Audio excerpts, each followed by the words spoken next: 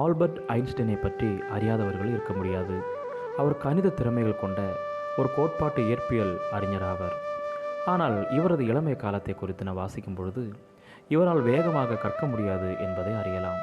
அதேபோல் Thomas Alva Edison என்ற விஞ்ஞானியின் வாழ்வை நாம் திரும்பி பார்க்கும் பொழுது நம்மை வியப்படைய செய்கிற சில காரியங்கள் அங்கிருக்கிறது.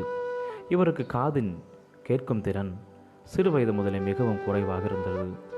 அது மட்டுமின்றி பள்ளியில் தனது ஆசிரியரால் மூளை கோளாறு உள்ளவன் என்று கூறப்பட்டு பள்ளியிலிருந்து பாதியிலேயே நீக்கப்பட்டவர். அதன்பின் தனது தாயாரின் மூலம் வீட்டிலிருந்தபடியே கல்வியை கற்றார். இவர்களைப் போன்று மற்றும் ஒரு நபர் ஆப்ரஹாம் லிங்கன். இவரை அமெரிக்காவின் ஜனாதிபதியாக நாம் அறிவோம். ஆனால் இவர் தனது வாழ்வில் கண்ட தோல்விகள் ஏராளம். 1826ஆம் ஆண்டு மன அழுத்த நோயால் பாதிக்கப்பட்டு 6 மாதங்கள் படுத்த படுக்கையானார். அதைத் தொடர்ந்து 3 முறை அரசியல் பதவிகளுக்கு போட்டியிட்டு தோல்வியே அடைந்தார். ஆனால் இறுதியில் இவரது விடாமுயற்சி இவரை அமெரிக்காவின் ஜனாதிபதியாக தேசத்தில் உயர்த்தியது.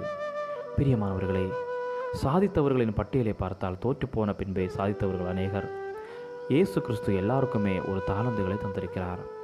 இதை எழுதுகிற நான் கூட நன்கு படித்து பெரிய ஆளாக வேண்டும் என்று நான் நினைத்தேன்.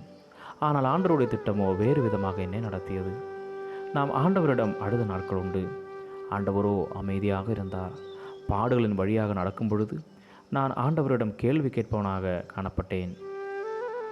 நான் உன்னை தாயின் வயிற்றில் உருவாகும் முன்னே உன்னை அறிந்தேன் என்று பதில் தந்த தெய்வம் இன்று அநேகருக்கு ஆசீர்வாதத்தின் வாய்க்காலாக என்னை பயன்படுத்தி வருகிறார்.